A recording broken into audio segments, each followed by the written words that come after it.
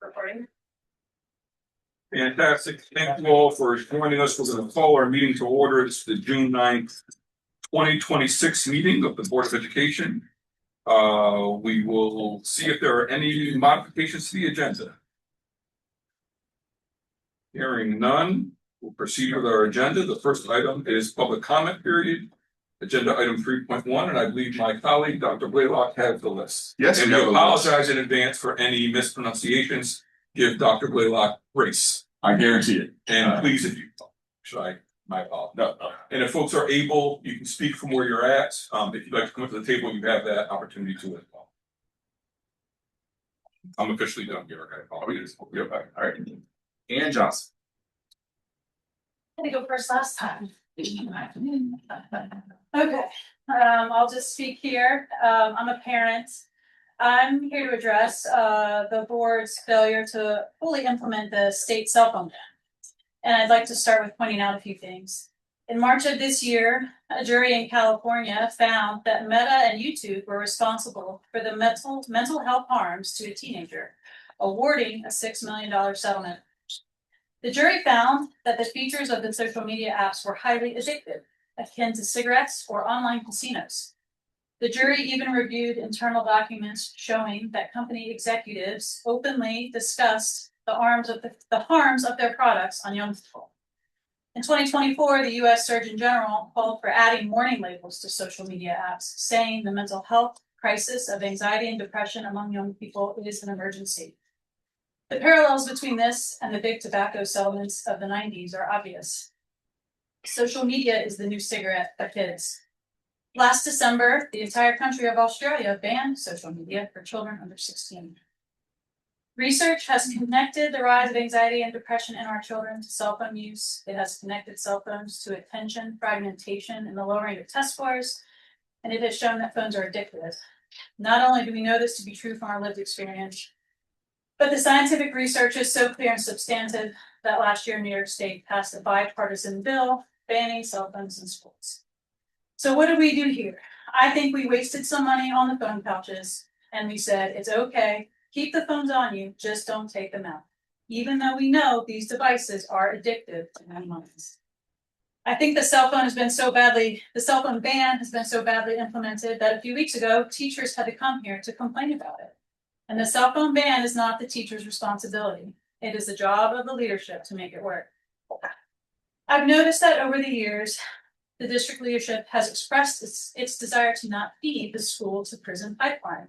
And without a doubt, that is a moral imperative. But it also seems to me that district leadership has confused discipline and accountability with punishment and shame. Discipline and punishment are not the same thing. So I think we can hold up behavioral standards, set firm boundaries, and do it in a way that creates safety and compassion. And I think when you set 3 minutes, right? We'll let you finish your last sentence. Okay, I just have a couple more sentences. Okay. In fact, when you set clear standards and boundaries, what you're actually doing is respecting and acknowledging the dignity and agency of our students. So I think we need to get the phone lockers, set a firm boundary, clearly explain the reasons, outline the incentives and consequences, and follow through. And let's teach accountability and show it ourselves. Thank you. Brittany, Hi.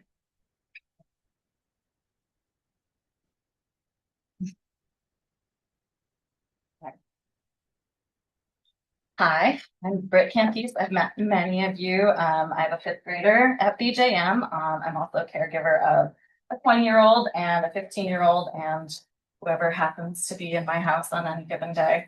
I'm an active member of the PTA and the PTA Council and an engaged community member. I'm just curious, how many of you know what the equity report card is? Mm-hmm. Yeah. How many of you have seen or reviewed the 2025 data? This data that just came out. How many of you are aware of the school suspension data in particular? Few.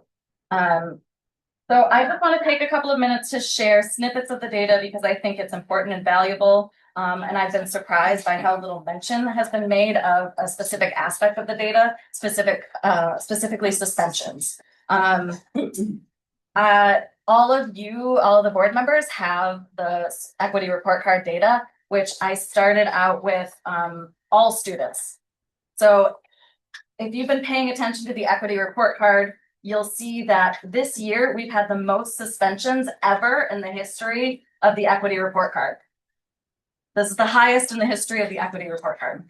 And this, you know, as we know, this is the out of school suspensions that are counted, not the in-school suspensions or the unreported suspensions, the go home for the rest of the day. We don't want to see you here until tomorrow. And then obviously we all know this, when you start breaking it out by subgroup, the numbers go higher and higher and higher, according to probably what you think is true. It goes up when you click on the subgroup Black and African American students, goes up to 13% of all students.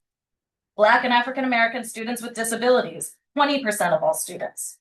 Black and African American male identifying students with disabilities, 22.5% of all students. Black and African American male identifying students with disabilities who are eligible for free and reduced lunch, 25%. In our community, I also think the multiracial male identifying subgroup is along the same lines, 24%. And then when you get to Black and African American male identifying students with disabilities who are eligible for free and reduced lunch, at the middle school level, it is 33%. At the high school level, it is 48%. I'm glad I'm hearing these responses. This feels significant to me that this information hasn't become this public. So as someone who understands the chain of command and has consistent communication opportunities with building and district administrators, I've been sharing my concerns about suspensions all year long. I've been thoughtful and patient and solutions oriented, and yet the suspension numbers are on the rise. I anticipate next year's data will show an increase because that's what I'm seeing in the schools. That's what I'm hearing from parents. We know that suspension does not work. We have the data. We don't need more data. We also know that interventions do work because we have seen as a school district that we've reduced these numbers. So I want to latch on to some of these successes we've had historically and go back to them. We haven't. We're about time. Or you? Can I just give you that last sentence with some positive, exciting ideas? We would welcome it. We have an excellent code of conduct that could be implemented. We have an amazing restorative justice program that was starting to work. My son really promoted that at his school and was really excited for it to happen this year when there was conflict, and it did not get, it got implemented once, as far as I know. And then we have access to excellent professional development and cultural competency trainings and models of differentiated instructions that could be utilized. We know what works, we know what doesn't work, and it's up to all of us to choose which path we want to take as a community. Thanks.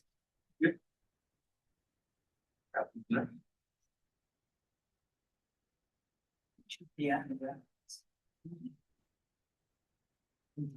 Heading home because it's nice. Bigger. Good evening, Catherine Cernera, President of the Ithaca Teachers Association, here to recognize the hard work of the teachers and students who have developed the Climate Action Plan, and to declare the teachers of the ICSD stand in strong support of the resolution to adopt the ICSD Climate Action Plan that is before you tonight. One of our core values in our work in the Ithaca Teachers Association is to engage in pro-labor, anti-racist, and socially just practices. Both the students and the teachers responsible for designing the Climate Action Plan have gone to extensive lengths to create a plan that acknowledges that climate change is real, that it disproportionately disenfranchises communities of color and poor communities, and that mitigating its negative effects requires strategic, robust action towards systemic change. Investing in climate-centered infrastructure, enhancing climate justice education, and enacting policies to create healthier, more sustainable schools is a strong vision, but one that will not just happen. Systemic change-making requires a comprehensive action plan, investment in building the skills of educators, students, and the community at large, designated resources to ensure sustainability, and a system for holding ourselves accountable for monitoring progress towards our goals and doing better when we're missing the mark. Luckily, the Climate Action Plan provides all of those things. For the past 2 years, the ITA has been advocating for the schools our students deserve under the banner that teacher working conditions are student learning conditions. And yes, we as teachers will benefit directly from more healthy and sustainable schools, but so will all of our students and all of our community. For these reasons, the Ithaca Teachers Association strongly supports this resolution and urges you all to vote to adopt the plan tonight. Thank you.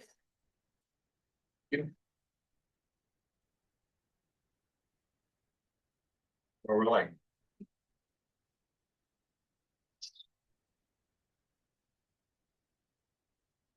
Good evening, everyone.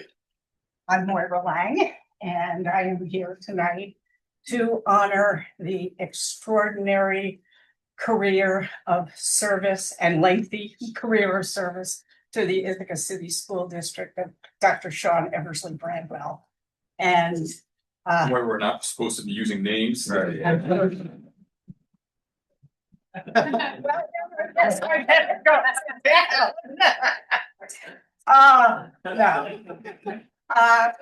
Much of what I'm going to say is in a letter that I submitted to the Ithaca Times.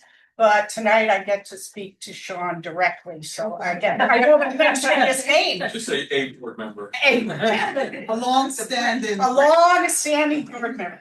I am so grateful to have served with you, this long-standing board member, for 9 years on this board. I learned so much from you and grew so much by working and collaborating with you. You are the epitome of grace under pressure, but also of wisdom and empathy. My life has been forever enriched by working with you. I also would like to thank Madeline Cardona for her service this past year. I'd like to thank an outgoing board member who has served for the past year. I admire this person's willingness to step up twice, to go through the rigorous process of running for the board. And I've been told by members of this board that this person worked tirelessly in a role, and I regret the loss of her unique experience and perspective. With these changes in the board, I'm concerned about the sharp decline in the diversity of representation on this board, which once was a remarkable example. I ask all of you who will continue to sit at this table and those who will join you in a few weeks to remember the perspectives and the legacy of those who have gone before you as you do the work to serve all of the students of the Ithaca City School District. Thank you.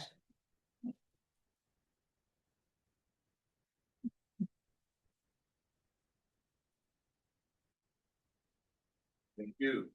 Very durable.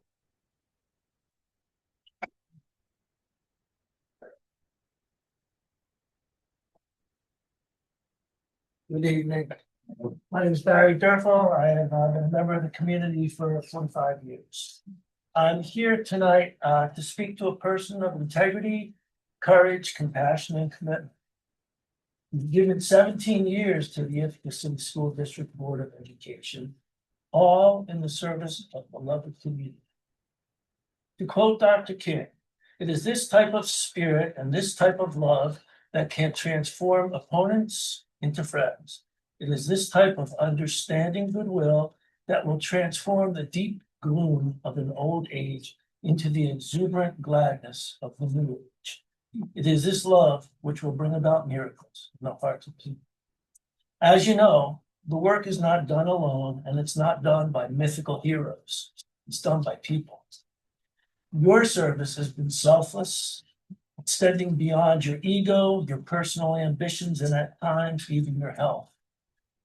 For 17 years, you've provided oxygen and energy to the hopes and dreams of those who've come before and those with whom you have stood alongside, all on behalf of the generations of children, grandchildren, and great grandchildren already here and those yet to come.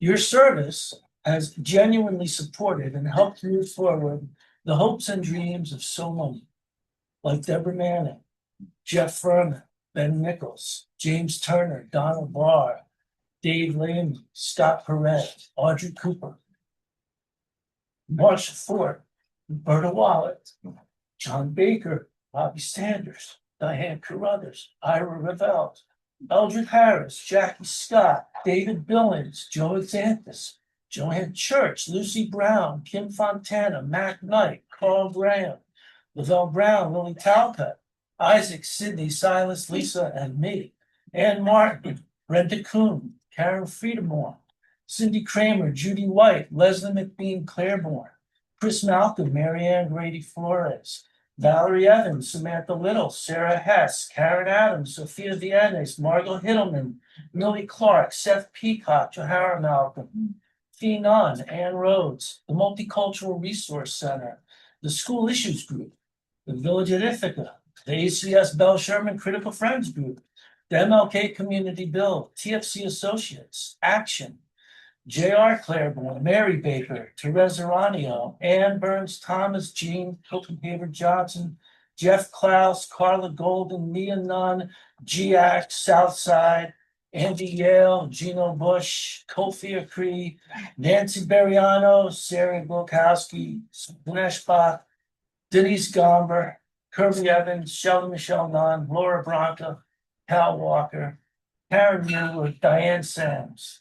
Of course, the list, like your impact, goes on and on and on. So thank you.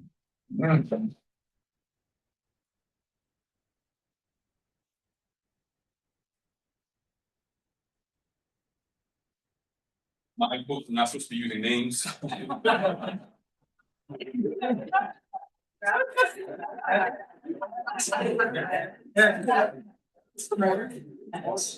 What was mine, the next speaker about that? The next speaker is Nicole Eversley Bradwell. I'm gonna go outside, I'll be right back. Well, I didn't know I'd have to go after Barry and I list of names you weren't supposed to say. So good evening, members of the Board of Education, Superintendent Brown, of course, our district leaders, educators, and community members. I'd like to take a moment to share what service to this district has meant to our family. I'm Nicole, many things in life, but tonight I'm here as a spouse, a parent, a family member of students who have walked these halls, and someone who has spent many hours in this space listening, learning, and engaging. ICSD has been a part of our family's story for generations. I'm looking at my parents. We've celebrated milestones, navigated challenges, and grown alongside this district. I also spent over 3 decades in education myself and admission at Ithaca College. And for the past 17 years, I've had a front row seat at the board table, not as a member, but as a committed observer and partner at home. I've seen what this work takes. I've seen late nights, sacrifice, difficult decisions, and moments where there are no easy answers. I've seen leadership grounded in purpose, integrity, and courage. I've also seen deep care for students, for education, for educators, and for the future of our community. I've watched policies take shape that will guide and protect students long after any one person's service ends. I've seen progress, especially in creating a district that strives to reflect equity, inclusion, and belonging for all students. Moving from ideas to action and building something that is meant to last. Over time, that work becomes more than policy. It becomes part of the foundation, part of how a district shows up for its students and for its community. And when that foundation is built with care and conviction, it endures. This is what service has meant in our home. It has meant believing in something bigger than any one meeting and one moment or any one person. It has meant showing up again and again with purpose, even when the path forward isn't easy. And through it all, I've come to understand something simple but important. Service at this level is not just about governance. It's about stewardship. It's about holding steady even when the path forward isn't clear and continuing to center young people in every decision.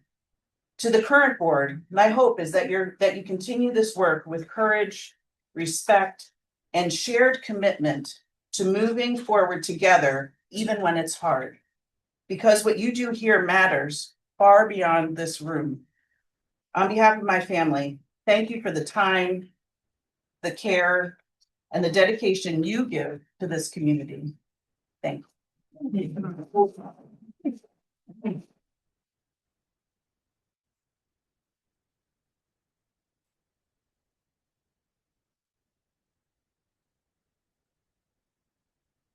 Rick Walt.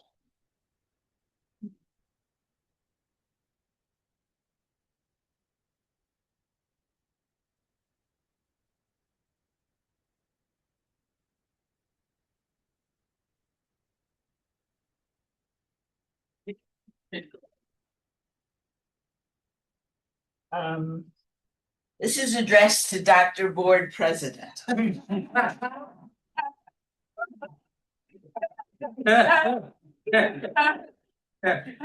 here to express my gratitude to you for all the years and countless hours that you have given to support all our children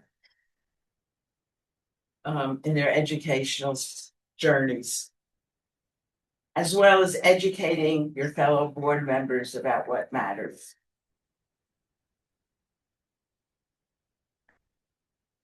While you will be sorely missed, you deserve a break. You will leave a legacy behind in the policies you have helped to enact and the tone you have set for the board. Our community has been blessed by the commitment and leadership you have gifted us. Thank you.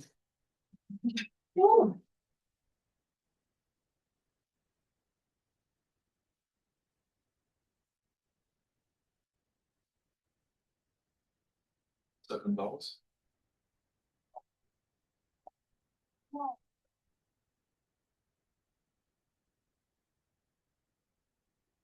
The door behind you is supposed to.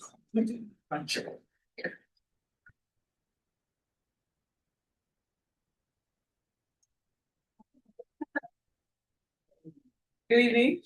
My name is Elise Gonzalez. I'm a parent of an elementary and a middle school child in the district. Tonight I'm speaking on behalf of my family on the impact of the outgoing leadership of the board. So I wanted to take this opportunity to say thank you to the outgoing school board leadership for almost 2 decades of service to this district, to our children, to the teachers and staff of ICSD. My guess is that when the outgoing leadership decided to run for the school board all those years ago, that they had no idea of what they were getting into. And that's often why we take on these roles. And because our elders and the people who came before us said, it's time to step up. And that they did. I think it is especially important for us to recognize the thankless and sometimes harassing nature of this work, the toll that it takes on families and bodies and people and generations to come. Particularly in this political climate, it can be easy to be distracted by all of the hate and the noise and to lose sight of why you do what you do. But you never did. The outgoing leadership never did.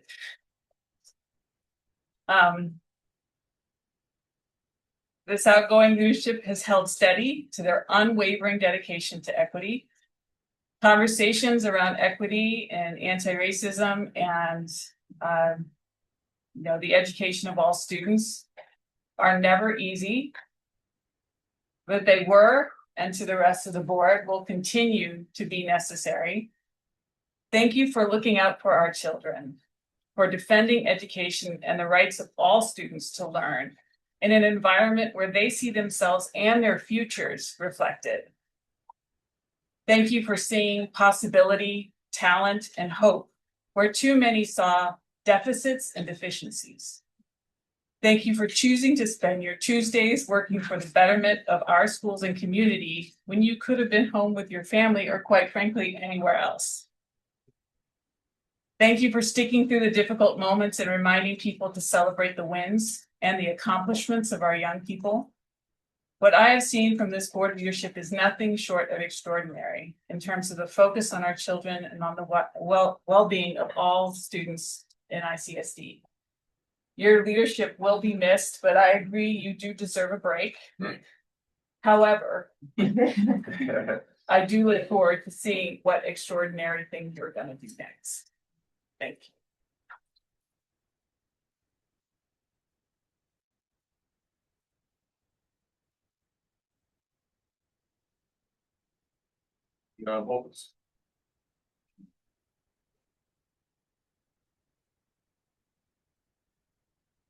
Nobody ever wants to follow Dr. Lisa Gonzalez. Good evening, everyone. My name is Leon Holden, and I am the Chief Equity and Diversity Officer for Tompkins County. And tonight I am here just to show my gratitude. There are times when leadership dictates impact, but in your case, impact always equals intent.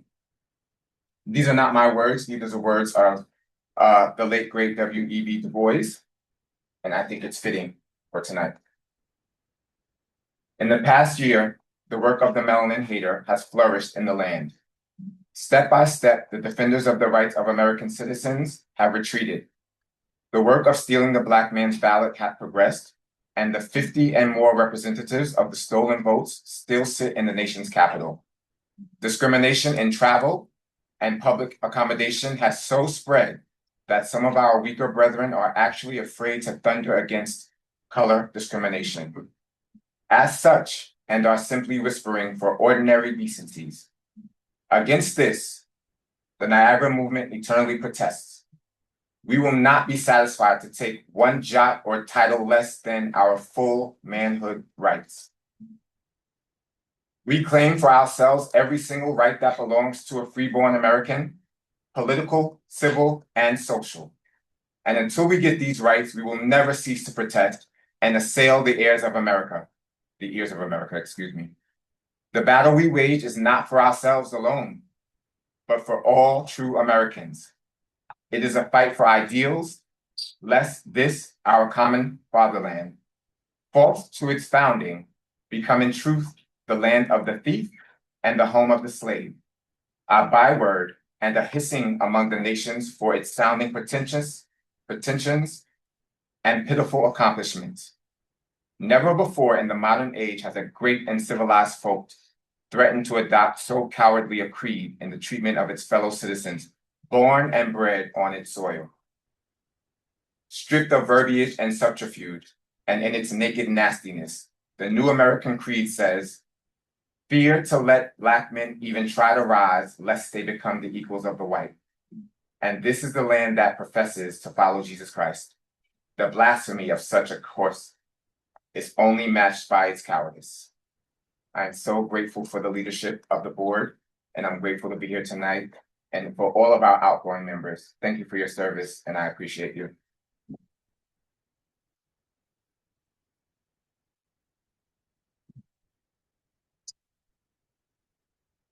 I'm check. I don't know how many more folks. Well, that is the last name. That is. Yes. May I respond? Board responses. Board responses. So I recognize this is not the point in the agenda at which a motion is customarily introduced. However, after reviewing our policies and parliamentary procedure, I'm not aware of any provision that would preclude a board member being recognized by the chair, should he wish, from making a motion at this time. Accordingly, and with due respect for both our established practices and our governing rules, I move for the adoption of the following motion, if I may.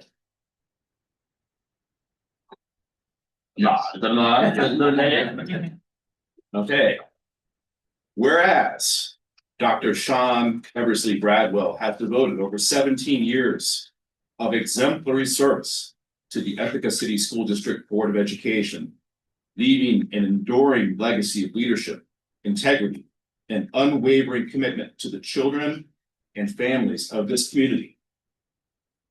And whereas throughout his tenure, he has served with distinction as president and vice president of the board, earning the trust and respect of colleagues and community members alike through his thoughtful governance, principled decision-making, and steadfast dedication to equity and justice in education.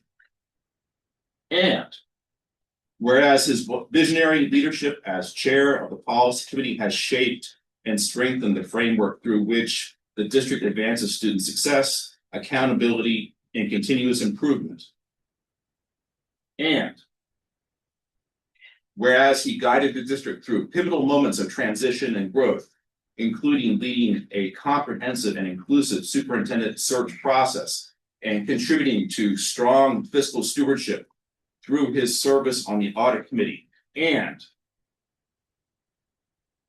whereas his influence has extended far beyond Ithaca, as he has shared his expertise with school boards across New York State and the nation, elevating the practice of educational governance and advancing equity-centered leadership.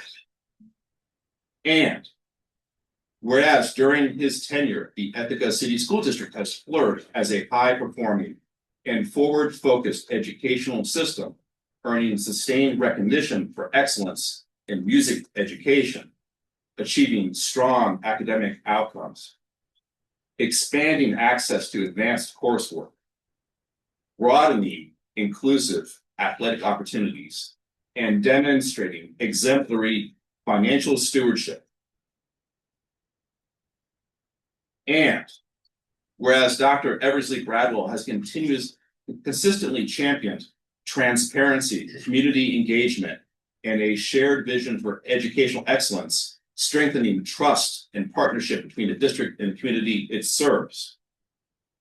And whereas his service reflects a profound and enduring commitment to educational equity, inclusive excellence, and the belief that every student deserves the opportunity to learn, grow, and thrive. Now, therefore, be it resolved that the Ithaca City School District Board of Education hereby honors Dr. Sean Eversley Bradwell for his extraordinary service and lasting contribution, and expresses its deepest gratitude for his leadership and dedication. And be it further resolved that this board celebrates his legacy and extends its heartfelt best wishes for continued success and impact in all future endeavors.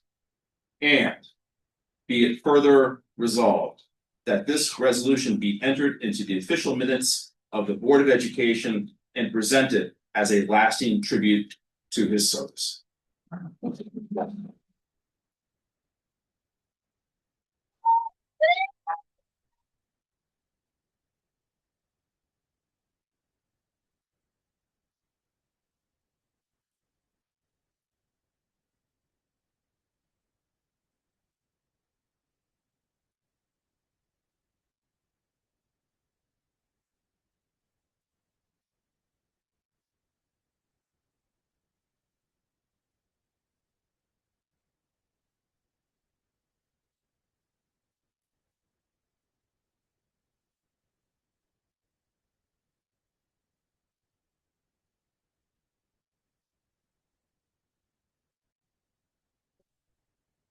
Second.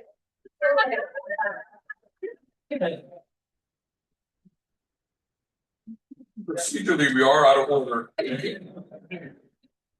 But we'll let it go. Is there debate, discussion, dialogue? We will call all in favor. All opposed. And abstention. That I want in the official record. Additional board responses.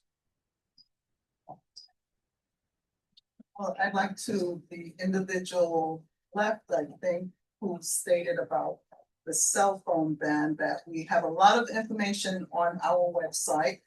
And it's not that we did not fully implement the ban. The governor gave all school districts the right to tailor the cell phone ban the way they saw fit, and we said that we're collecting data on it. One thing I stated from 2 years ago when the governor started talking about the cell phone ban, we keep talking about community, but it's up to us as parents, caregivers, and adults. Are we giving these children cell phones to take to the schools as a distraction? I still stand by that, even if sometimes students need cell phones in case of emergency, medical issues and all. But if they don't need it for that, how can we withhold it as the adults in charge? So it takes the community, that not only the school board having a policy implementing it, but what are caregivers doing within the community too.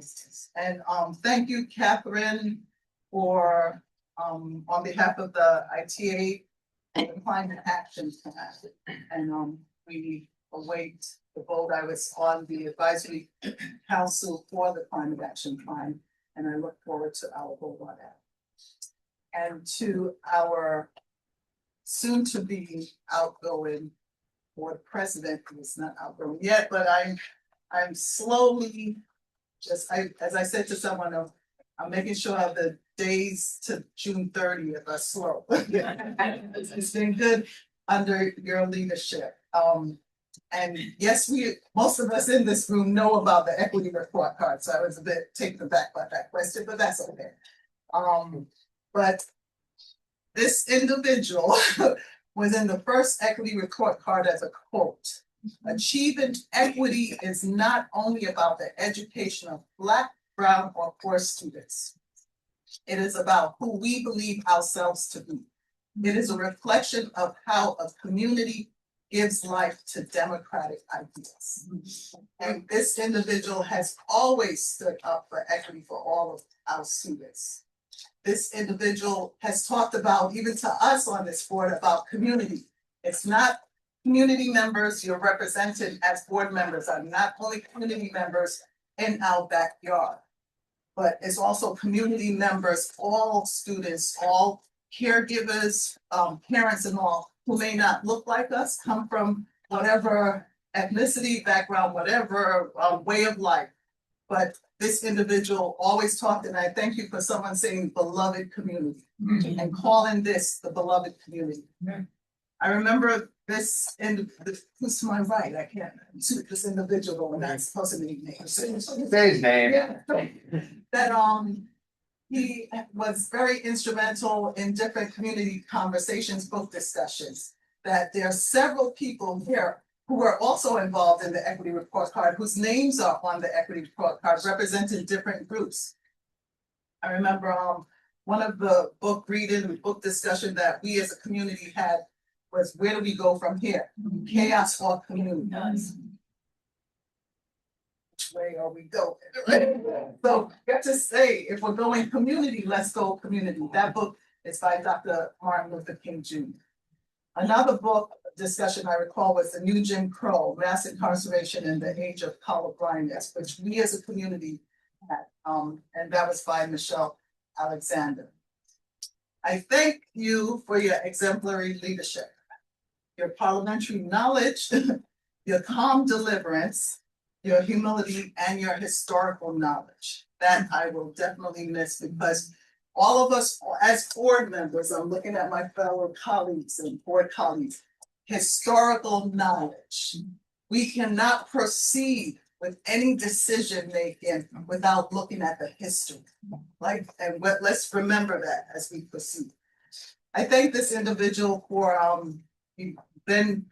I heard later on in the years that I've been here, referred to as Dr. SEB, right? Because I had something on the Hill that stated how this individual was instrumental in her doing an education minor. So I thank this individual for that. And because she had taken 2 classes with him. And I recall the equity strategic plan, which we still have out there on online. Talked about the importance of retaining staff within this district to make sure our students, all of our students, see themselves in the staff that is represented here. And unfortunately, my student did not see that until they went to IC, where at that time they had this individual as one of the professors, as well as others that were instrumental in all.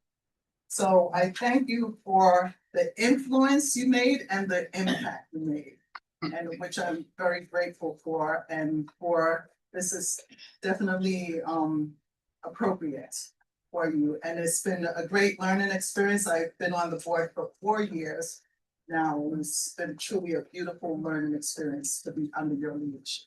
So thank you.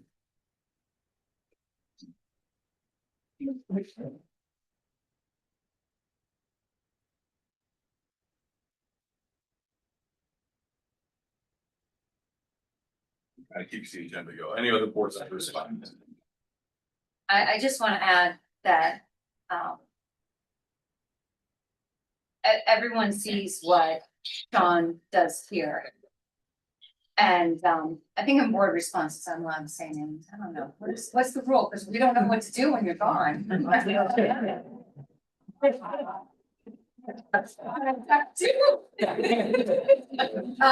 But seriously, the leadership you see out here, that's everywhere. That's behind the scenes. It's in emails. It's in all of our correspondence. Just leading by example, and as Karen said, just absolutely exemplary. And it will be impossible to fill these extraordinarily stylish shoes that you're all.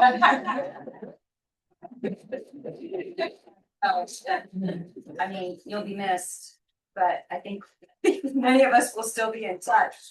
So be warned. Thank you.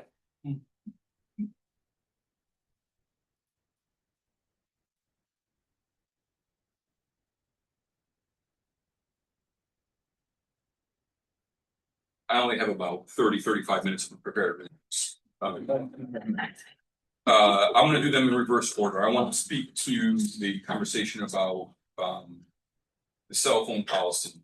And this is not in direct connection to any comment that was made. But I want to make sure moving forward that our community pays particular attention to how we implement a policy regarding a device that we continually call to be addictive. And my own experience with addiction is that outright bans do nothing more than criminalize behavior. And so while people may not agree with the way in which the cell phone ban was implemented in ICSD, I would prefer to err on the side of not criminalizing young people and not creating a regressive discipline approach than I would whether or not a student checks to see if their parent has sent them a text message about what time I'm picking you up for practice. So if we're going to use words like addiction and addictive, then follow the best practices, which says zero tolerance policies do not work.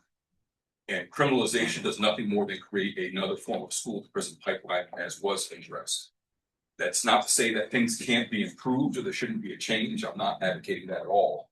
But I'm saying be very judicious, and especially given the way in which our discipline was clearly articulated, that there is a clear equity imbalance of who gets policed and who gets surveilled when we create policies that require forms of continual forms of discipline.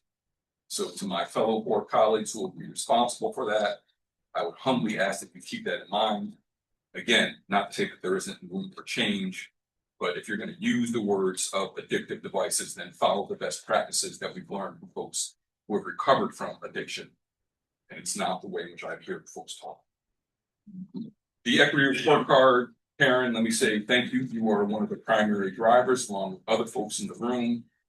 I know we're not supposed to use names. Barry Durfel brought me to tears hearing the list of names, but more importantly, bringing those names into this space. Elders, loved ones, mentors, at times adversaries, you name it. That is such a, what a warm way for me to think about 17 years of being on the board And more importantly than that, for the audience at home, 32 years of being an Ithaca resident. This is my community, this is my home. As my grandbaby said to me this evening, why don't you get paid for what you do? She said it a little bit more clearly than that, but I'll talk to Dr. Brown about that later on. And the response, I remember one of my colleagues telling me that being a board member is one of the greatest services you can do to a community because people cannot accuse you of doing it for pay. Right. Either you're committed to the work or you're not committed to the work. And I'm very much looking forward to being able to spend Tuesdays with this young one and this young one and my family here. So that I'll end by saying that was quite possibly one of the most awkward experiences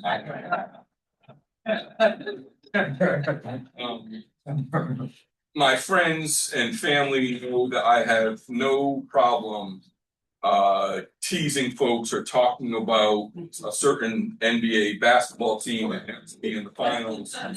I have no problem having conversations with folks, and yet beneath all that is, I hope, a visible form of humility where I will oftentimes take the hit for other folks because it's just what's in the best interest of how we move things forward. So to hear the comments, to hear people demonstrate and show appreciation is heartfelt. Did not think it'd bring me to tears. And it is an awkward experience to be given flowers while you're here to receive flowers. That part makes sense. So thank you for those folks who have given me the flowers. And thank you to my board colleagues. You teach me, hopefully as much as I try to teach you. I enjoyed my experience. I've enjoyed my partnership and ability to work with Dr. Brown. Folks, it's not always an easy journey, but we know what we're committed to, and so I'm greatly appreciative of that. And to my community who I see out here and will hopefully share a non-alcoholic beverage with, or an alcoholic beverage later on this evening, thank you for showing up. It is noted, it is recognized. I see you, I hear you, moved by your words. Thank you all very much.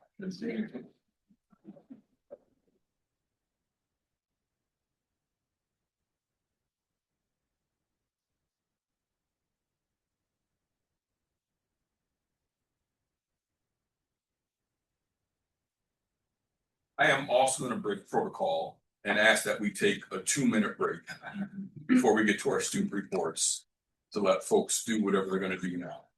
So, okay, board? Yes. Yeah. A 2-minute break. Thank you all. That's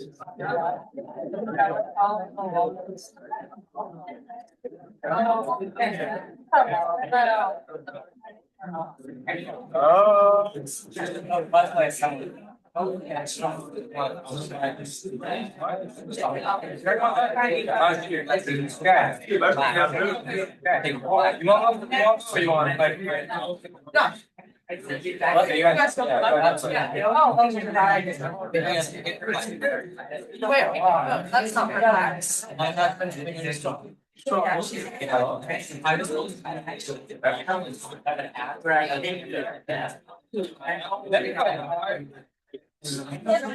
We brought them to make the game. That's what I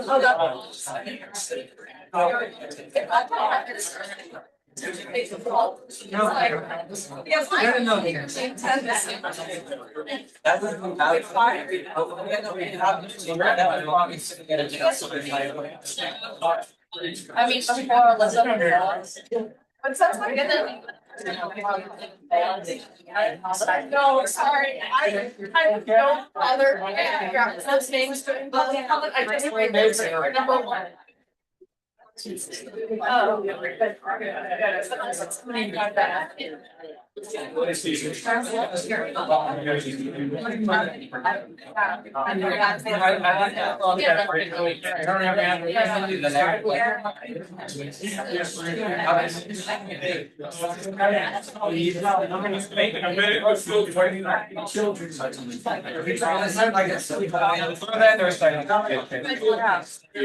Yes.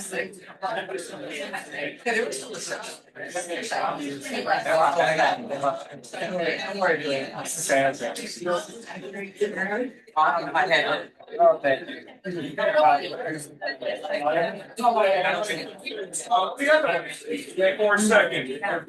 Yeah, well, I might see it back. That's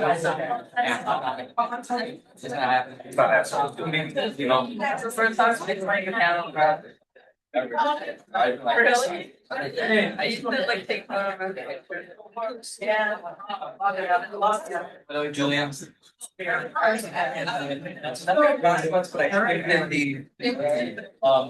not yeah, no, that's not Yeah. All right, good folks. We'll see, yeah.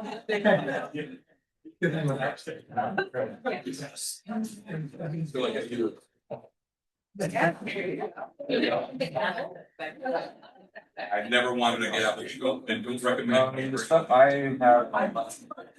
Yeah. Yeah. We are gonna continue on with our agenda again. Thank you all very much. We still have work to get done for the next part of our meeting. So student reps, thank you for being with us. It is your turn. I'll start. Good evening, everyone. First, I would like to mention that all four of IHS student rep are being elected this year, including me, Jingling, Lily, and Judah. Second,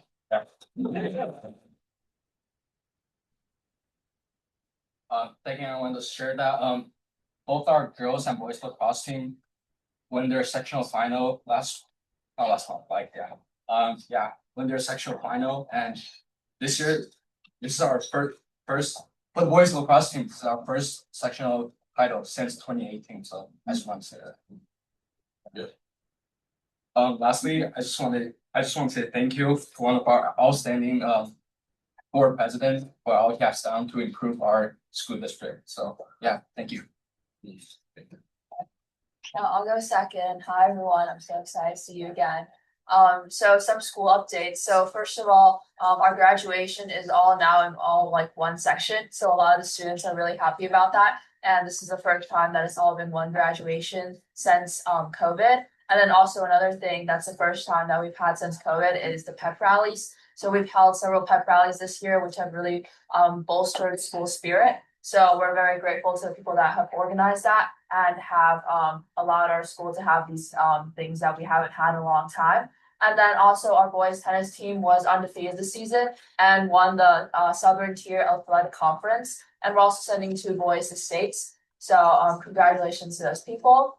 And then also, since we all re-elected, we had a meeting and we were talking about things that we wanted to do better next year. And one of the things was have at least one rep attend every subcommittee meeting. And then also include students in every other meeting on Monday that we have with Miss Tan and our principal, so we can get more diverse student opinions and also understand more about what is going on in the districts. And also, I would also like to thank our longstanding board member. I've had the privilege to be with this member for 3 years, and you have been a very helpful and welcoming presence for all the student reps. And I was talking with the older reps that were already gone and in college, and they said that they also really love this longstanding board member. So we wish you all the best, and thank you. LACS. Sure. At LACS, as we come to the close of our year, we have a few key things that we do. First, as with every quarter, we have our narrative evaluations. Especially in the last quarter, they are a place to reflect on how the class went for each student. Your strengths, your weaknesses, and just to grow. And this allows our students to be a lot more in tune with their education. Secondly, we have portfolios. These are an assembly of assignments or other demonstrations of your learning and of that class course material. Depending on the teacher, a student can expect to revise many assignments, reflect on each of them individually, and a variety of other methods. The portfolio is a final assembly of everything that the student does in a year, and I can speak anecdotally and say that it is somewhat magical to see everything kind of laid out in front of you in such a small organization. Last but not least, I want to thank all of the staff that have worked tirelessly to support our community this year. Every one of them has affected someone's life and made real change. We as students value more than anything, what each and every person brings to our education. I especially want to thank the few community members that are retiring this year. Without naming names, these people have had an unquantifiable impact over their time with us, and we truly appreciate that. Thank you all. Okay, I'm sick. I'm on so much Dayquil right now. But I had to come when I heard that you were outgoing. Yeah, wow. I can't believe how beautiful this whole meeting has been. And 17 years, I don't know if this is nice or mean, but that's almost as long as I've been alive. So thank you. There you go. Thank you for many years of making this district a really beautiful place to grow up in. All right, I got 3 things that I'm talking about now. First off, graduation, which is like barreling down on us faster than I ever expected it to. We've got 8th grade promotion, which is always so sweet and worth seeing. It's on Monday, June 22nd, from 4:30 to 7:30. So you can see people's 8th grade projects, which are honestly usually a little more impressive than the senior projects. And then they get to walk across the stage for the first time. And high school graduation will be on Tuesday, June 23rd from 5:30 to 10 p.m. And you can see students' senior projects, and then we will graduate each with a speech from our teachers who have gotten to know us and love us over sometimes as much as 7 years. And I don't know if we've actually nailed down the location for that. I think it will probably likely be at IC. But that is, I don't know. Another thing that happens for seniors at the end of the year are the senior meetings. So these are like a absolute nightmare to plan, as I'm figuring out right now. I've got my tab open to when works or whatever, trying to figure out like how I can get all the people I want there, but it is just a gathering of people who mean a lot to us from our journey through LACS and in the community, and just to sort of bring home and reflect on our time at school. And I've been to 2 before, and they were really meaningful. And lastly, Julian and I were at the Seal of Civic Readiness Roundtable conversation this morning. So we were really pleased to be among the first 8 students in ICSD to go for that. So that's exciting. All right, thanks. I guess I'll start out by thanking the board member from Wisconsin for his service. Emily stole my joke of dedicating your about as many Tuesdays as I've been alive to this institution, and for that I think a heartfelt thank you is in order. I want to also thank the board this year. This role as a representative and moving into the ex officio role, helping that transition along has been a little bit of everything, but I've really enjoyed working with everybody and hopefully providing value to you guys on how decisions get made on the school board. I want to shout out a few things that have happened at LACS over these past few weeks, including 2 students in our middle school journalism class having their letters featured in the Ithaca Times. So you can read those online now.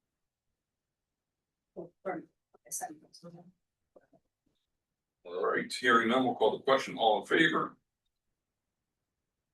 Motion passes unanimously from the board members who are here. Thank you very much. That brings us to the superintendent's report, Dr. Brown. Oh, for one of the last times, thank you, Professor, for the opportunity. Two quick announcements and two quotes. The first one, we're going to be honoring retirees here on June 30th, part of the regular board meeting. So I heard retirees mentioned, all those folks hopefully will be here where we can literally give them flowers. So June 30th, we're going to have people celebrate, which is different and new for us. Also, a shout out to the junior in the middle school band program led by Mr. Parker. At the 2026 Hershey Park Festival, they received the highest score of all ensemble. Yeah, it was a pretty and a cool trophy is on the way to us right now. So when that arrives, we're gonna make sure we bring that. So a shout out to those folks, and I hope everybody can tune in the 30th for the retirement celebration.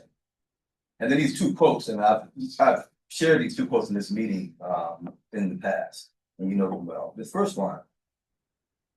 When you get this job and the president of Cornell University and the job of being president of the college, I didn't notice at the time, but there's a special person who comes to you and sits outside of your office. It's sort of like in one of those movies, those conspiracy theories, that sits outside the president's office with a secret bag. There is a person, and I won't say that person's name. They come and they sit outside of one of those offices every time there's a transition of leadership. And at Cornell, it's been 5 presidents since I've been here, and 4 as the college president, and then it's been me. And that person, you only have one thing to say, and they have one quote for you. And the quote is, this community expects excellence, but will never recognize it when we get it. And then they walk off. And they got down to this hall, the end of the hallway here, and I was in the Southern gentleman who was new here. Hey, what never? And he said never. I identified with him. I don't know, man, I'm changing my thinking because I've had to sit in this room thinking about that quote a lot. And we do the work and knowing that it will never be recognized as excellent. But tonight, being here, this is the first time in my time. And I'm going to call the person tomorrow, like, I want you to watch the video. You've been excellent, bro, and the community recognized it tonight. Which brings me to my second quote. From Lucille, she said, as she defined for me and my brother, abolitionism. She said, an abolitionist fights for something they never will see. And even though they know they will never see it, they keep fighting anyway. And I'm thinking about you, and I'm thinking about some things that was said here tonight. We talk about the equity report card, and just for the record, let's correct that. I studied the equity report card in admin school in Central Virginia. So it goes back well beyond 2014. It's almost about 20 years old now. And you said in 2014, as we had shifted the data, particularly around suspension, so significantly, it was hard to compare from year to year. Because we were in the thousands when it came to referrals and suspension at one point. And that number dropped 99%. And you said, let's stop comparing us to 10 years ago. Let's create a new benchmark. So I want people to be so thoughtful in our language and how we listen to people talk about the work. Tonight, we were talking about all students. But it was never mentioned the raw number. And the same energy that was here tonight when talking about this disproportionate suspension was the same energy we had in the room when we were talking about thousands. That's powerful, bro. That's because of you. What she finished with is, even though you will never see the stuff you're fighting for, I hope you inspire somebody to take your place when you're gone. What I saw tonight is when you leave here, people will still fight for that same work, even though those numbers are significantly different. We could have rested on having numbers that are identifiable. You saw we didn't talk about numbers because it's identifiable now versus thousands. But that same energy exists. That's abolitionism. And I've never seen that sit on a government seat, bro. I love it. Thank you.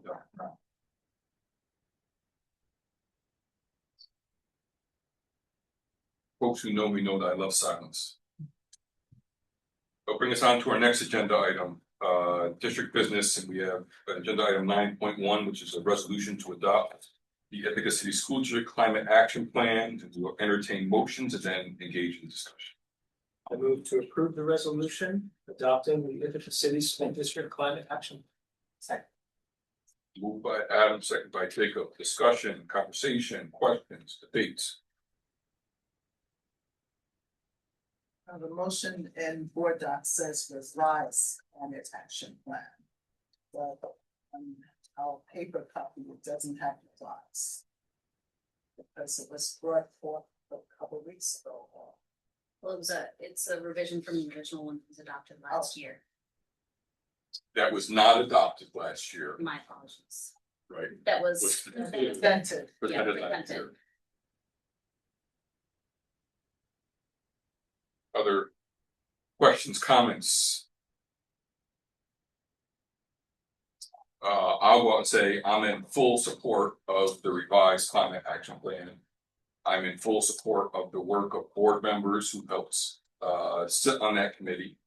I'm in full support of the teachers, students, community members, staff who helped create a vision.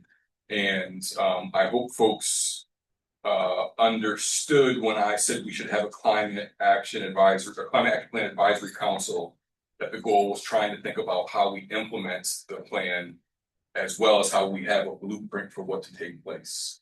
And so all that labor leading up to this moment brings great joy to me, and I hope my fellow board members support this revised plan as well. Additional comments, questions? Hearing none, and let's call the question. All in favor? It passes unanimously. Congratulations.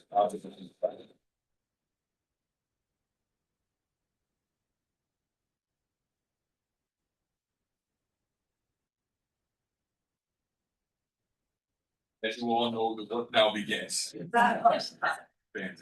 Congratulations. Thank you all for your work. Agenda item 9.2, policy 1600, naming of facilities and dedication of spaces. This is a policy up for a second reading and adoption this evening. If it will be the will of the board, let's entertain motions, and then we can discuss dialogue, debate afterwards.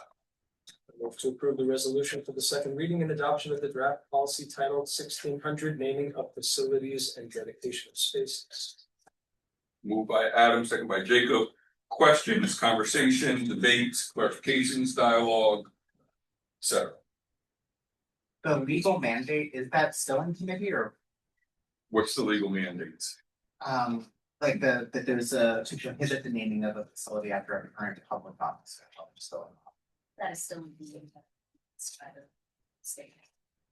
I support the policy. I also just support that, so I would advocate for adding it to our language, because I think regardless of the New York State passes it, we shouldn't name facilities that are current public office. I'm not sure that. I made the great fortuitous mistake of leaving my laptop at home, and so I do not have a way to view where that would be in. Where would we put it in the policy is what I'm saying. And I'm intrigued. Can I ask a question about why we wouldn't consider naming something after a current sitting elected official? Was that the language? That's what New York State is discussing. I wonder if it came about because of things happening at the federal level. I just think that generally it makes sense to, lots of people always to recognize and remember, doing it for people who are currently in public service, and it just creates a strange dynamic. Thoughts, questions? Is this an official motion to amend the policy as written, Jacob, or is this? Sure, yeah, it's a motion to amend the policy to include the language. The board will not name a public facility after a current public officer while they are still serving in office. It might be parliamentarily annoying. There's a motion on the floor that needs to be withdrawn. That's why I respect you so much. Well, before we even go there, it has legal mandates. There is language in here that says there's currently a bill. in committee in the US states prohibit the naming. It's in the policy. So do we have to? It says none though, right? So when I look at legal mandate, it says none because it's still in committee. And so I just know New York State, right? Things can be in a committee for decades. Well, I think two things would take place. One, if it is out of committee and passes, there would be no need for that language in the policy because it would supersede district policy. But if I'm understanding correctly, you would still like to add that anyway. Yeah. Yeah. I felt though in the end, I don't think the board was supposed to do that anyway. I just wanted to mention it, but I thought it would be like, yeah. I think like if we had the opportunity to like, to think about all the people that we, the kind of roles that we might want to exclude from this, like, I feel like that, in my head, I'm like, oh man, or if we're going to exclude that group, why are we excluding that group? I don't know, it just like raises a lot for me, and I think that because the policy already is putting the onus on us to be selecting somebody that we think like is in line with like the ethos of this district. I'm less concerned about like something being named after any of our egregious leaders across the country right now. And so because of that, I feel like that part of it is a little hidden. Otherwise, we're just kind of naming one group without really giving the time to think about all the others. So I'm not sure that it's like what the benefit is. Other thoughts, reactions, comments? What is anything said about renaming dedicated spaces? I mean, so if a group names a space and another group rename the space as they see fit, or once the space is named dedicated, it's. I mean, we reserve the right as the board to be able to rename at any time. So, and again, it's like not group, like groups are only applying or whatever word we want to use to like to make a proposal about it, but it's still up to the board, and the board is committing to align it with the values and the goals and mission of ICSD. So Part of our discussion was, should there be like I'm going to get back to Jacob's point in a second, right? But part of the conversation was about, should there be sort of a moratorium of time, right? Like no space can be renamed within 3 years of changing its name. And so what we ended up doing as a policy committee is having the conversation that since the authority to name and or rename spaces lies with the board, then the board would have to address that and to not sort of constrain a board or against. And one of the things, the conversations we had is in this current climate, and I won't say political climate, just say climate, sometimes things happen that are unexpected where we in fact may want to rename something. And so we thought, well, maybe we don't want to put it in writing that would lock us in. And I said we couldn't do that. If we could bring up the form, I know that was created with some input from Dan Bryman, but Casey is, I think, the main person who created the form. The form is borrowed from another school district, which asks a long list of questions, including information, explaining why. And even on that form, it says the board reserves the right to request additional information and or hold public hearings. And so that was part of our thought, that if there was something that came up that was potentially contentious, then the board can still hold a public hearing, they could ask for additional information. But at this point in time, I think, and please, policy committee members, correct me if I'm wrong, that we thought that as written, it's better than not having a policy at all. And so that's why we're saying, well, let's go forward with this, sort of pilot it. If it doesn't work, then we change it or add some different language to it. But since we don't have a current approach, and we've been asked multiple times to name things, that this at least gave some clarity to the community about what the process could be and what it would look like. And then ultimately the Board of Education would, by majority vote, approve or disapprove of naming of a space or a classroom or a library or a playground or whatever it may be. So Jacob, to your point, I agree, and I think I would hold off on that in case we needed it at some point in time, because the board still has the authority to say no and offer that reason, as you're saying, like maybe there is a possible conflict of interest for a current elected official, Or if the law changes, then the policy should change as well. That resonates. Yeah. Additional thoughts, comments? This is up for a second reading and adoption, so this would become the sort of the way moving forward for the board of the school district. Today's second reading. Yes. Yeah. Yeah. Unless I'm hearing additional conversation, we'll call the question. All in favor for approving of a second reading and for adoption this evening? Policy passes unanimously. Thank you very much.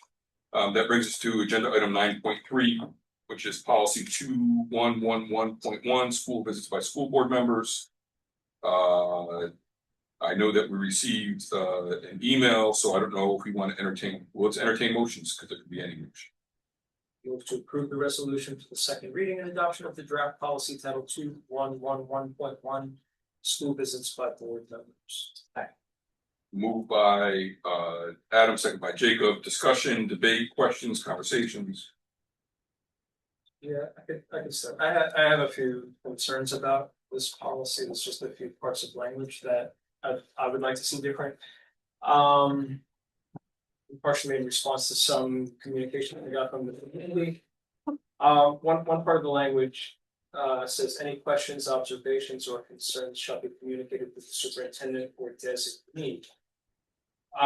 Which I agree is reasonable in most cases, but I can think of some situations where somebody might reach out to the board or board member. A board member goes to visit a school, based on some information that they get. And then I'd want to feel like I could follow up with that person and say something, not that I don't think that the information should go through the superintendent, but I wouldn't want to be bound by the policy where I feel like I couldn't write back or like communicate some afterthought that I had after I went and visited the school. Like even if I just say, thank you so much for letting me know about this thing that you brought to my attention, and with discussion from the board, it was agreed upon that we would go into the school and saw XYZ, or thank you so much. So that was just one question that I had, and I had one more, but maybe we can just start with that, or I could say the same. If you're okay, let's do one at a time. Yeah, sure. Thoughts, reactions, additions, questions? I honestly don't understand the question and what you're asking to be changed. Yeah, so the language that says any questions, observations, or concerns shall be communicated through the superintendent or designee. So if I go to a school and I observe something and I want to communicate something, according to the policy, it would be sort of like, I shouldn't do that because it says that any, even observations would be communicated through the superintendent or designee. And I'm just afraid that it would bind a board member from being able to say anything after the visit, because it would be in violation of the policy, the way that it's written. So that's my concern about it. Not that I don't think we should be collaborative with leadership and the superintendent and work together, and that it's ultimately the job of the superintendent to respond. That I don't disagree with that. I just want to I don't want to feel that I couldn't, like write an email, make a phone call, just say like, hey, thanks so much. I went, I checked things out, and we'll be addressing it as a board and as a school district. But that's not a question, observation, or concern. That's just saying thank you. I mean, I think what I see when I read what you're concerned about, I mean, this isn't about the policy. This is about very defined roles as board members where we're not supposed to be doing what you're suggesting. A thank you, sure, or I'll pass this along, sure, but anything more than that is totally out of bounds for us to do. No, I don't agree. Like if somebody says, please come check out something, and we talk about it as a board and agree, and I go and check it out, and then I want to say, I checked it out and I see what you're seeing. Thank you for telling me. Then I feel like I just reported an observation. It's not the whole story, but just me even saying, yes, thank you, I saw what you're talking about is an observation. And according to the policy, that shouldn't be communicated through me. It's very nuanced and it's very, wordsmithy, but I just, we don't do wordsmithing in policy, so. Yeah, so yeah, I mean, it's not the spirit of it, it's more like in practice, what, you know, how a board member could get stuck or feel that they can't communicate something because of. I think. Yeah, go. You wanna go?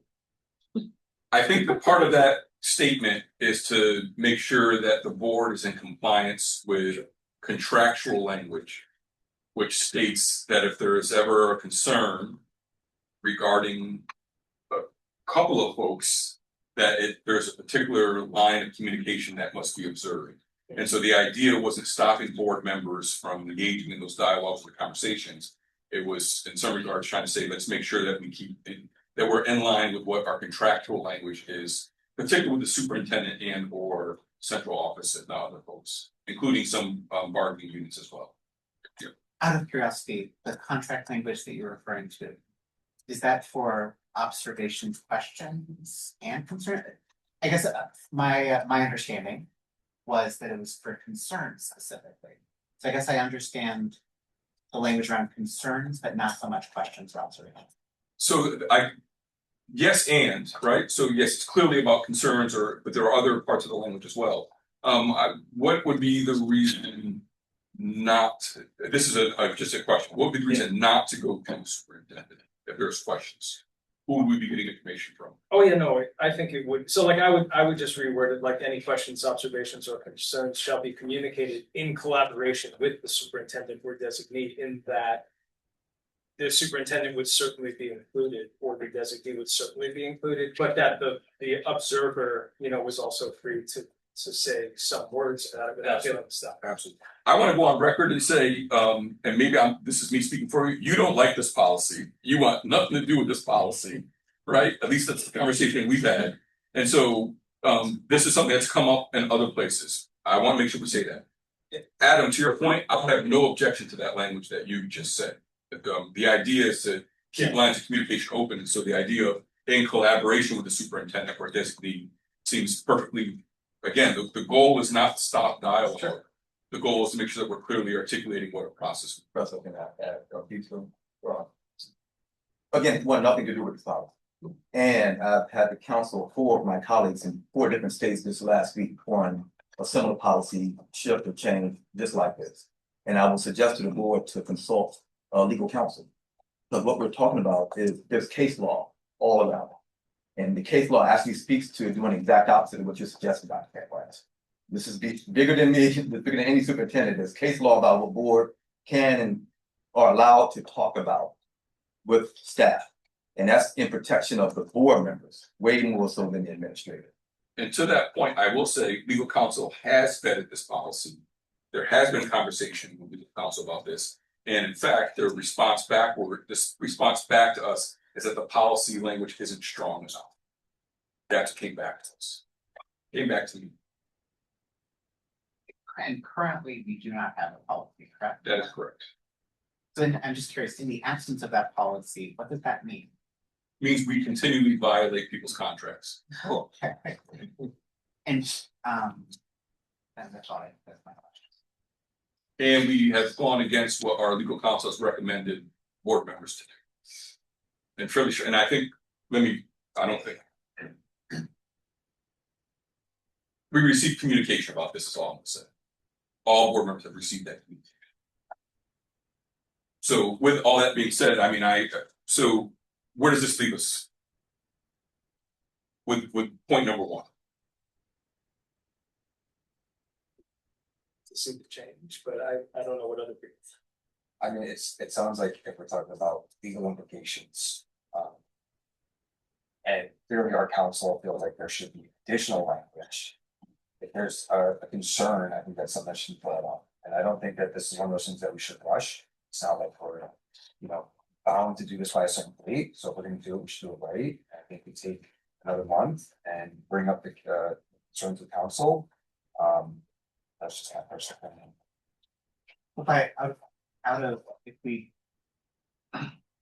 I'm just thinking about what you said with the last policy that we looked at.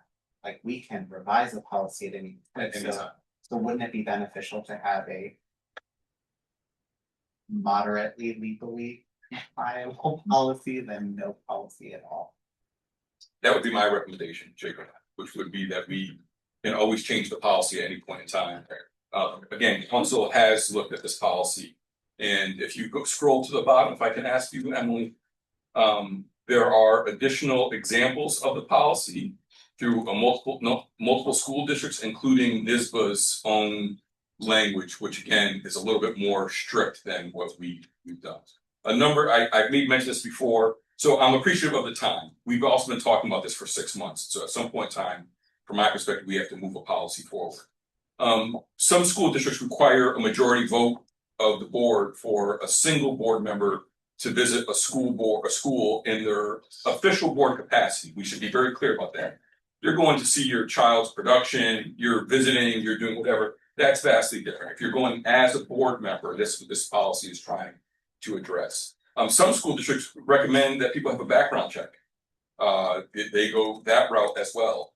Some school districts recommend that no single school board member can do it by themselves unless there's a group of 3 under a quorum, but more than 1.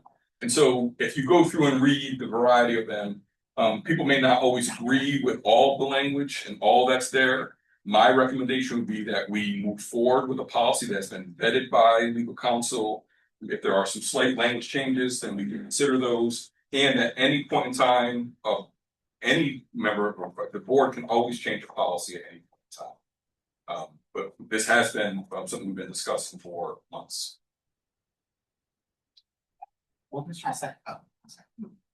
I just like us to remember too that our responsibility as board members is executive oversight. And sometimes we may muddle in the water and go into a school and think we can do something. I visited a school last year several times, went to their PTA meeting and all, and there was an issue and a concern. I did not say to the parents, I will resolve this, or to the staff. I contacted the superintendent and one of his administrators who is present in this room, right? I always make sure I just let them know the issue and hands off, because as board members, we're not to be managing the day-to-day operations of any school, and if the, and from the email that I saw, I think there were some concerns from an individual where I go back to the policies that talk about personnel, and if you have any concerns within the school that you're working, there's like this chain of command and a protocol of communication. Just like we have a communication protocol for caregivers, all right, speak to your supervisor. Your supervisor's not listening, you go to the next person. And also, I think sometimes we have to be very careful that people do not pull the board members in to try to get us to side with them when it is not our responsibility to do that. Other comments about this will come back, but I'm not saying it's resolved. You want to hear Adam's second point on this, other folks have things to say. I would just jump in to say, I personally advocate just not resolving this tonight. I think, and I have been on the policy committee and working on this. I don't actually feel like we've talked about it all that often. More important to me is I know that in my time on the board, I have heard from legal counsel generally about their thoughts on board members entering school buildings. I have not personally gotten feedback from our legal counsel about this language. I didn't know that they had seen this. And so I would love to hear from them to understand what that feedback is, to understand whether we're not doing enough or whether we're doing too much or whatever. You have received the response when we've asked should board members be visiting schools, and it was for sure a fairly detailed message that was fairly small. I think that this language specifically, I have not gotten any feedback from legal counsel about. So I would be interested in hearing that. And in addition to that, I have heard from close to a dozen teachers who expressed concern, and about different pieces of language in here, and while I am not indicating that I even necessarily agree with the interpretations that I heard, hearing from that many people, it makes me feel like I would like to be responsive to the community enough to be able to kind of better understand what those concerns are, even if we continue with the exact same policy, even if it just requires kind of education. And because this is there, I don't feel any kind of urgency specifically, especially at the end of the year, if this could be the first policy that we picked up afterwards, I just don't feel the urgency to do it right today. I know I say this ad nauseum, it's not the community, you heard from some parts of. For what it just context from me, I was very excited to see this policy. I also have a couple of questions, tweaks in language that I'm interested in, but for context, like when I started on the board, I wanted to visit all of the schools. I was like, that would seems appropriate because I haven't been to most of the schools. I talked to Dr. Brown who said, go for it, just like very open about visits. And then I was sort of counseled by a board member and counseled by legal counsel to say, stop doing that. So I think there's a disconnect between what some faculty and staff might perceive as like what we can do and what we're supposed to do. So the reason I am more supportive of this policy is because I see it as something that would immediately increase my accessibility to see schools, like to be a presence, not as like an investigator or an evaluator to Karen's point. So I just wanted to share that context. Like I haven't been in schools because I've pretty much been told don't go to schools. This policy was that.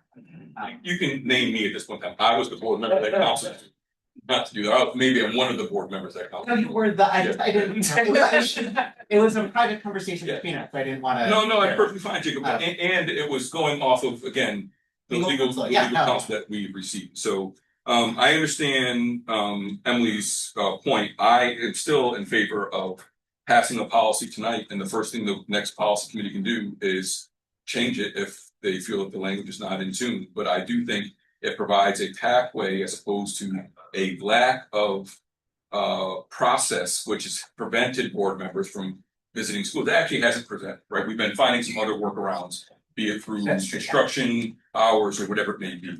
But I do think it's a policy that's worth our at least exploring or at least holding the vote. But let's hear the second concern as well, Adam, again. Yeah, so my second concern was also in response to some emails that I got where the language that says board members wishing to visit a school in their official capacity shall coordinate their visit with the board clerk's office in consultation with the superintendent, which I don't disagree with, that we would do that. And I think the language was looking to some people like that the superintendent could deny a request, in other words, that it had to go through the office of the superintendent. And so I wanted to bring attention to that language as well. And obviously, it doesn't mean that that's what would ever happen.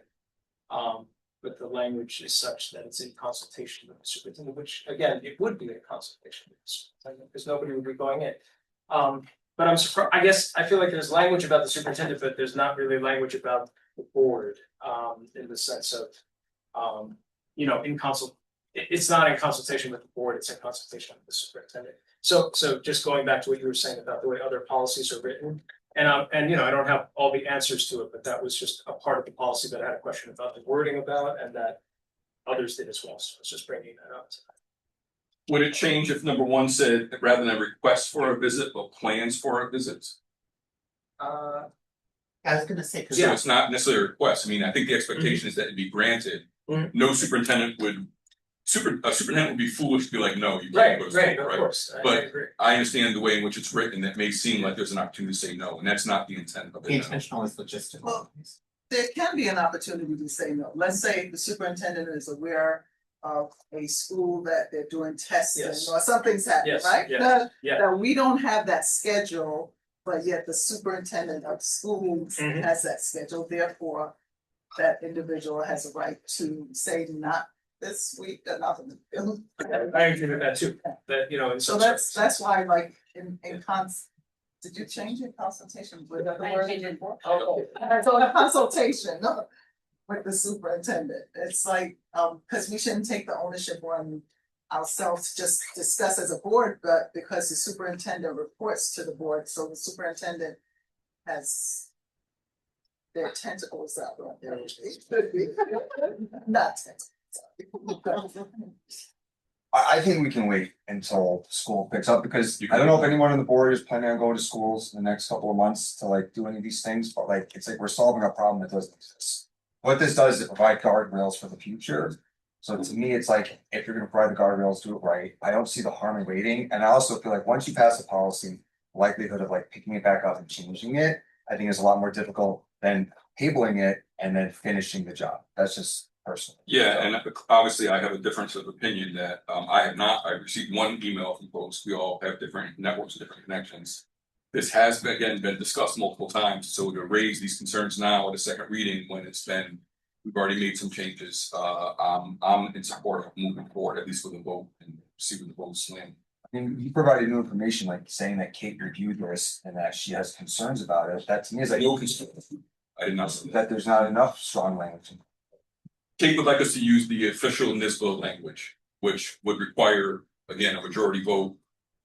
May require some other things, and we, as a policy committee, decided that that was way too stringent, and that actually was a way to stop board members from entering schools, and that wasn't what we were trying to accomplish. So, and I would dare say respectfully, I'll use a different name. If we had BS&K review all of our policies, there would be significant revisions to every single policy. And not just BS&K, any legal firm would go through and say, this is wrong, don't do this, do this. So it just is, it is what it is.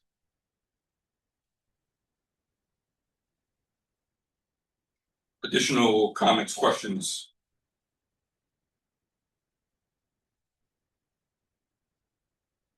So I don't know if there is a change that's currently here. Before we move forward, I know this is out of procedural, right, practice, but is Adam able to say that it's a friendly amendment if he made the motion?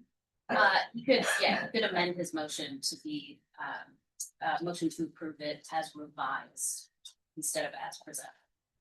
That's assuming the board wants to accept this. The language of change, this. that in collaboration with. This part right here that's highlighted. Any questions, observations, or change? Okay, so what do I need to do? Amend, make a friendly amendment to my Previous motion. my previous motion. And then just to include the language that. Okay, well then I could say, I amend my original motion and revise it to, motion to approve the resolution for the second reading and adoption of the draft policy titled 2111.1 school board visits, school visits by board members with the slight modification. Second. Oh, right, oh, do I not second? No, we can do something. Okay, great. So we've heard some folks have some things that we should wait. There's a motion on the table. My recommendation would be that the board vote and proceed from there, see how it works. We're in procedural compliance at this point in time.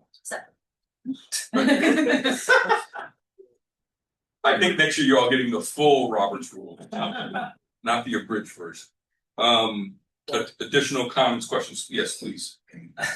I'm sorry, I guess I just still have a question about my first question, because I didn't really change anything with that, split that one. Which was.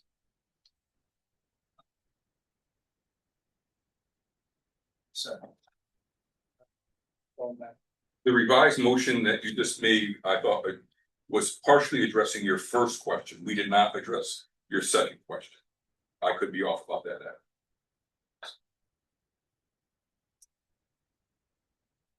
Oh, sorry, my first one.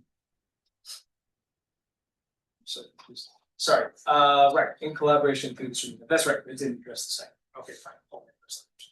I'm gonna accept the change. Yes. So that collaboration. The second one is still highlighted. You can remove my note. That was just a reminder of board members to take a look at some of the additional policies where they were advocating for a different process.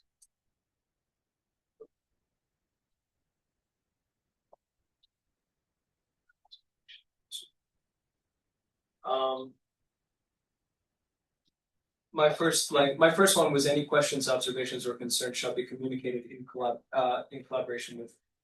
Yeah, because it was through. Oh, gosh, so it was not my first thing to say. Okay, This was your second year, that's right. 1A.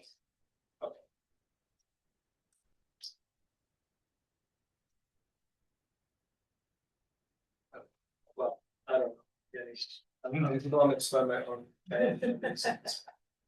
First of all, one of the best words of all time, flummoxed. I'm flummoxed, okay. Yeah, I'll just be done. We can move on. Yeah, for what it's worth, I plan on voting yes on the policy as it is. I do think it would be worth revisiting. One thing I think about, this is I think just like back in my experience as a principal, like policy should also be drafted thinking about the potential for lack of a better term, like bad actors, right? So I do worry about like, you know, there's a board member who's like, I have it out for this school or this person. This gives unlimited opportunities for that person to do so without clear papers. And while I don't anticipate we're going to have that on this board, yeah, it's interesting. I think there's more work to do, but I also think that this is much better than nothing, and I thank everyone who worked on it.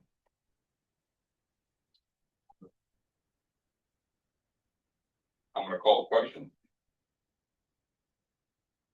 All in favor of a second reading and adoption this evening? All opposed? Abstentions? Fantastic, thank you very much. Next agenda item is 9.4, revisions of policy 9520.7. We'll entertain motions. This is for first reading. 9.4. I move to approve the resolution for the first reading of the draft revisions to policy titled 9520.7. Leave for breast and prostate cancer screening. Yep, moved by Adam, second by Jacob. Additional context, this was brought to us by Catherine. What is the name of the subcommittee of the leadership? The Health and Safety Committee. The Health and Safety Committee of the ITA was reviewing policies, recognized that our policy is actually out of compliance with New York State law. There was an additional request from the Health and Safety Committee, which was to extend the amount of time.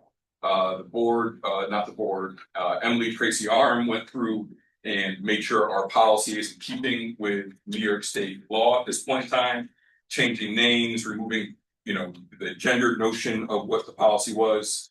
It has not addressed the time constraints because New York State law has set this time, though I imagine that will be a topic of conversation for future negotiations with multiple unions and or other discussions. But for right now, the first reading was simply to make sure that the policy was updated to what the new state regulations were. And that's the language that you see before you. So thank you, Emily, for doing all of that labor and pulling the language directly as well. So this is what you see here. This would be for a first reading. The next version of the policy committee would have to take it up for a second reading and adoption afterwards. But discussion, conversation, debate, dialogue. Yes. So the subject title, as it was stated, but according to the revised draft, this subject title will change to just state leave for cancer screening. That's correct. So in our second reading, are we changing that title here or? That's a great question. I don't believe the title's been changed on our agenda because the current policy has the title that you see. When it's been adopted, we'll change the title to the more appropriate language that is mandated by law. Did I answer your question, Karen? Yes, but yet I'd like to see somewhere in parentheses that the new title will be leave for cancer screening. So it is. It's here, but if anyone from the community is looking on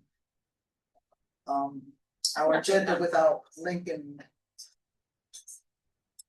I can update it on Okay, board docs all to right, have it yes, for yeah. sorry. The link into the policy, yeah. Additional questions, comments? All right, we'll call the question. All in favor of approving for a first read? Is everyone who's in the room? Fantastic. We have some notes of other business here. Folks can take a look.